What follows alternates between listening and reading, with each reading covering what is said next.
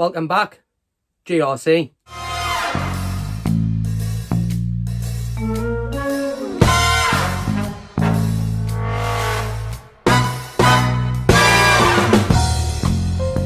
Okay, so we are back with my top 25 NES games. If you're a subscriber to this channel, you'll know we've been counting down my top 25 Nintendo Entertainment System games, and we're about to embark on number 10 to number 6, which would then leave us with the top 5 to do. So without further ado, let's get into it and let's have a look at number 10 to number 6. Kicking off this week is number 10, and it is a perler of a game. Released originally on the Super Famicom in 1985, then progressing onto the NES in the Japanese market in 1986, and then finally flooding the PAL market, being us in Europe here, in 1987. This game has sold 50 million copies worldwide. Let that sink in. 50 million. The music on the game has become synonymous with pop culture. In fact, this game pretty much epitomizes pop culture. And without further ado, if you haven't already guessed what it is the one, the only, the original Super Mario Brothers. Little bit of background about this game. So if you know my background and you know sort of where my loving of gaming was born or where it came from, if you don't, I'm about to give you another little history lesson. My dad was involved in amusement arcades, and that would have been from probably the late 80s all the way through to probably the late 90s. So a good decade or a 10-year period where he was hands-on involved in amusement arcades, and that is where I first clapped eyes on this game. Let's have a little look at it now. Not that we need any introducing to Super Mario Bros. Talk about perfecting the platformer. This was the blueprint for every platforming game moving forward. It was the first time the music was beautifully composed. If you ring me and you hear my ringtone, is the music from this game. And just in general, it is, when it comes to the platformer game, yes, it is at number 10 on my list because I do believe there are 9 better games ahead of it, in my humble opinion. But in at number 10, it is the colossal legend that is the Super Mario Brothers, kicking us off at number 10. Number 9, sticking with our good friend Mr. Miyamoto. If we talk about, legends in the gaming industry, Miyamoto probably, in my opinion, holds the mantle for the biggest legend. Yes, you've got your Trip Hawkins and that type of people. You've got Roland Bushnell, from Atari. But, you asked me, and Miyamoto was, for me, number 1 in the game.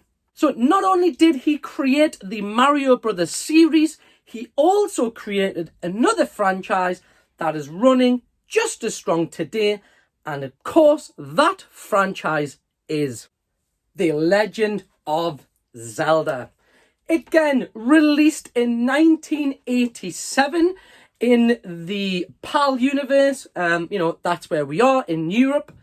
It has actually spawned 27 different spin-off titles, and it has sold a whopping 52 million copies. Couple that with the game we've just sort of covered, the numbers speak for themselves. Now, what I haven't done, as if you've been a little bit of a Hawkeye, you'll have seen this is the Adventure of Link, and it is Zelda 2. The reason this has went in above Zelda 1 or The Legend of Zelda is because I was a little bit too young in 1987 to sort of understand how to play the Zelda games. But as time progressed and as I got older and as I got a little bit wiser and more into puzzlers and challenges such as, this was the one that encapsulated me as a child and the one that I still go back to today. I actually own 2 copies of this game. I own the standard version and I own the Mattel one, which is a little bit more rarer. So In at number 9 is the Zelda 2 Adventures of Link. Number 8.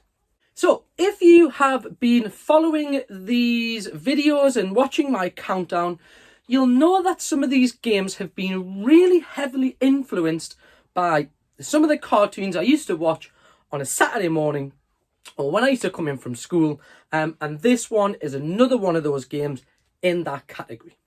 Uncle Scrooge, Huey, Louie and Dewey, and it is the DuckTales game. The TV show itself premiered in 1987. It ran for 100 episodes. It spawned one movie. It was created by a chap called Carl Banks. The game itself then followed and was released in 1989. It was then remastered back in 2013 to the Wii U and to the PS3, which FYI, I'm still looking for a copy on either platform. Now, we've already covered off Darkwing Duck, we've already covered off Chip and Dale. My third and I think it might be my third and final Disney entry, don't hold me to that, in my collection is DuckTales. If you're looking for, again, a running common theme is that is another platformer. If you're looking for a really, really good, and I mean really good, 9 out of 10 platformer, to the point where there was that much demand for it, it was remade. I cannot convince you enough to go and check out DuckTales. Created and done by Capcom, so again, it's synonymous with really good games. You struggle to find a bad Capcom game. And again, just a real treat when it comes to a great little platformer. One we can see on the VT, which we're seeing right now, and one that if you don't own and you have never played it before, these, in fact, the copies of this and of the remake are becoming slightly more expensive. But honestly, do yourselves a favour, get out there, grab yourself a copy of DuckTales, maybe watch a couple of cartoons first. We've got the box set on DVD. Get yourself DuckTales in your hand, plonk yourself down in front of the telly for about 45 minutes, because that's what it'll take to run through. Fantastic game. In at number 8, DuckTales. Okay guys, we are flying through this list and we are now on to number 7. In at number 7, again, it's a game or a set of games that I possibly didn't appreciate fully until much later on in life. Yes, I owned them as a child. Well, I owned one, which is the one in this list. Then for some reason, one reason or another, I didn't really pick up any more from this one until recently, and I've really started to get back into these games. Castlevania Simon's Quest. So that would be Castlevania 2. So the second one in the franchise. The original one was first released for the disc system on the Super Famicom in 1987. Then making its transition over to the NES in 1988, I'm led to believe. I'm sure we are up to about 34, I think, in the total number of games out there that you can play. Coming from the publishing house Konami, again, synonymous with some of the greatest video game titles to ever be marketed and released. I think the last one ended, or the last release of a Castlevania game, again, please put it in the comments if I'm wrong, was in 2014. And again, it is another platformer and a one that changed my life. And it is a game that is a real challenge. And I mean a real challenge. We've spoke on this videos before about the likes of Battletoads being a real challenge still to this day. I would put Simon's Quest or Castlevania 2 in there alongside that, alongside the Turtles and alongside Battletoads. But the next one on my list, which I'm happy to chalk off, was Castlevania 2 Simon's Quest. Thank you very much. Right guys, we're on to the last one in this list, and that is good old number 6. Okay, so this game has a real story behind it, especially when it came to the launch in Europe. That might be a bit of a giveaway. The game was constructed not by the main man Miyamoto himself, but a couple of other guys, I don't know their names, who were working in Nintendo. He was overseeing the project, and when the project was finished and he wanted to play the final sort of finished article, he did not like it in the slightest. His angle was it was going to be too difficult for the Western market, especially after the success of number 1. So what he'd done was he took another game which was already out on the Famicom, which was called Doki Doki Panic. They then reskinned that game. They then made the original one that they were going to release. They called that The Lost Levels. And what we ended up with in Europe is a game that was totally different to the first one. Totally different to what would be its predecessor, number 3. And of course, I'm talking about Super Mario Bros. 2. Now, being a fan of Mario Bros. 1 and, knowing how good that game was, when we got wind that there was going to be a follow-up, my little head, I think it would have been, was it 1990 maybe? Maybe I'm a little bit lost off with my date, but I do remember my head falling off when I read, no internet, in a magazine, that this was coming out. Then I remember receiving it for a Christmas or a birthday. Again, I can't remember exactly which occasion it was.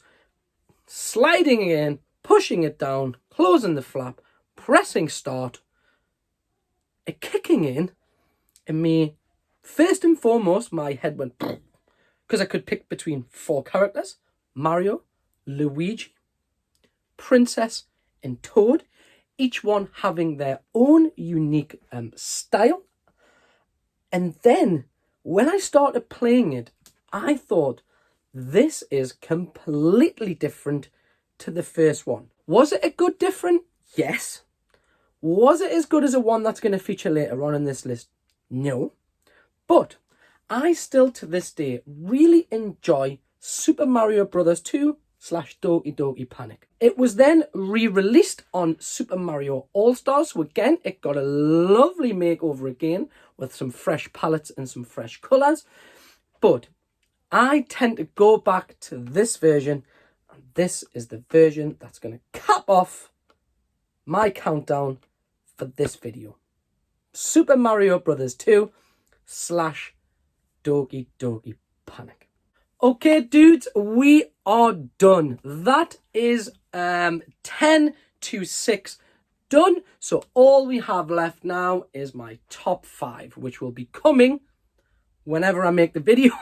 I keep saying I'm going to do it next week. Something crops up, so I'm not going to put a timeline on it. But for this episode, we are done. We are going to be hopefully back out this weekend in the wild. My missus is at a baby shower on Saturday, so we might not get out on the Saturday. But we will certainly be free on Sunday. So if we can hit the 2 boot fairs we normally do on a Sunday, I'll be taking the camera, taking the GRC crew with me along for the ride. But for now, on this video, on this countdown, from me, as per usual, Mrs. GRC, Junior GRC, have yourself the rest of the week. I hope it's fantastic, and I will see you on the flip side. As per usual, peace.